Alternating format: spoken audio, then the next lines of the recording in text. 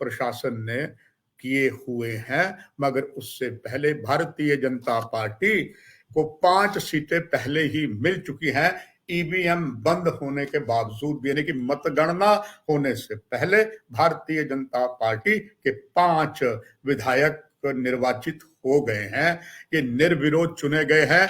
इन्हें कानून के मुताबिक जो कानून लोकसभा में पारित हुआ था उसके लिए बकायदा अब भारत सरकार ने पूरी मुशक्कत करने के बाद उपराज्यपाल मनोज सिन्हा जो दिल्ली में थे केंद्रीय गृह मंत्रालय में, और वहां से आज जो नवीनतम जानकारी भरोसेमंद सूत्रों दी है, 5 की नॉमिनेशन हो गई है और ये पूरा के दायरे में हुआ है। आइए पहले मैं आपको उनके नाम बताता हूं जिन 5 के नाम घोषित हुए हैं। हालांकि इसकी कोई आधिकारिक रूप से जानकारी नहीं मिली है, मगर भरोसेमंद सूत्रों से ये बात पुख्ता है। जो 5 नॉमिनेट भारतीय जनता पार्टी के एमएलए बनाए गए हैं उनमें से एक जाने माने एडवोकेट श्री सुनील सेठी हैं। लंबे समय से भारतीय जनता पार्टी में सक्रिय थे और उन्होंने काफी जानदार भूमिका भारतीय जनता पार्टी में बहुत लंबे समय से निभाई है।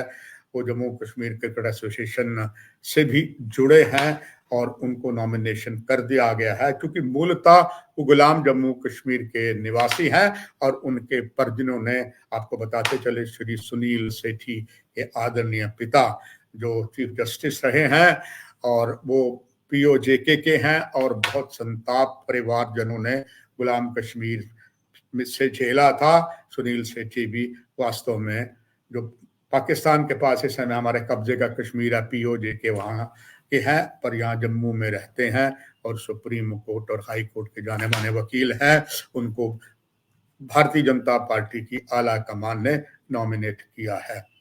दूसरा नाम श्री अशोक कौल का है, जो प्रदेश भारतीय जनता पार्टी के यहाँ के महासचिव हैं। लंबे समय से भारतीय जनता पार्टी है और काफी ज्यादा उन्होंने दिन रात एक किया है जम्मू कश्मीर और बर्फीले रेगिस्तान में भाजपा को उभारने के लिए, भाजपा को सशक्त बनाने के लिए श्री अशोक कौल है। और इसके बाद एक और जो है वो है श्रीमती रजनी सेठी। आप भारतीय जनता पार्टी की महिला विंग में हैं, उन्होंने भी काफी मेहनत की है। और 3 नाम के बाद चौथा नाम जो है वो संगीता डोगरा का है। डोगरा के एक जाने माने महान नायक पंडित प्रेमनाथ डोगर की पौत्र वधु हैं वो।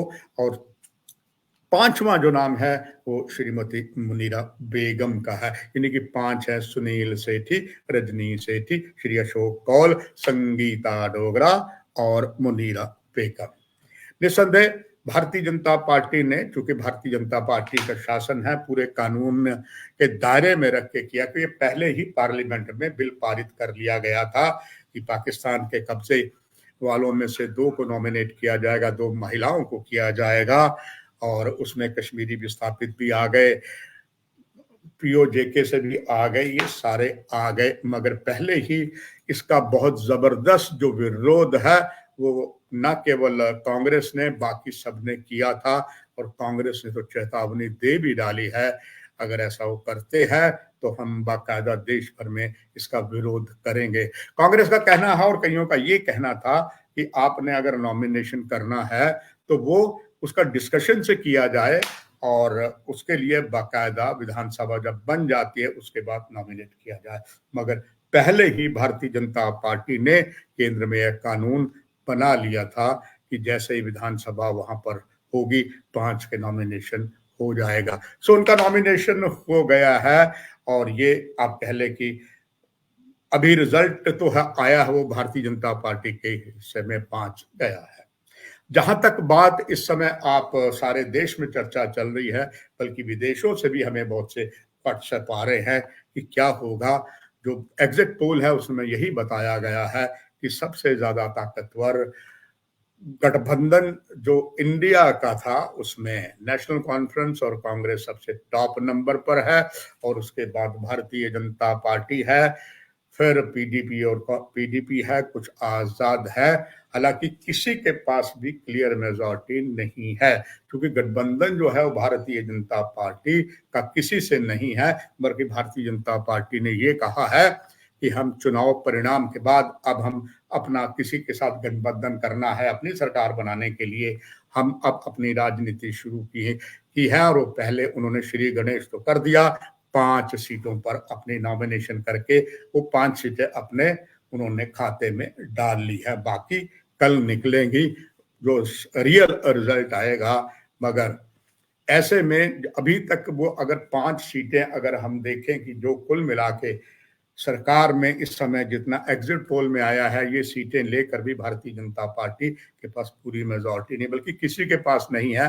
तभी तो महबूबा मुफ्ती और उनकी बेटी इल्तिजा ने कहा था कि किंग मेकर पीडीपी होगी, और पीडीपी हर तरीके से भारतीय जनता पार्टी को दूर रखने के लिए India alliance national conference of Congress को समर्थन दे सकती है।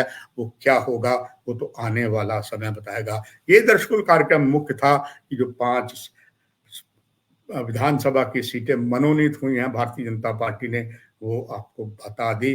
बस इस कार्यक्रम की यही समाप्ति, और इसके बाद अब मुझे भी लगता है काफी ऊंपा होगी, विरोध भी होगा, प्रशंसा भी होगी।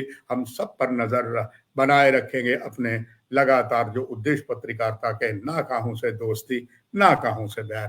नमस्कार।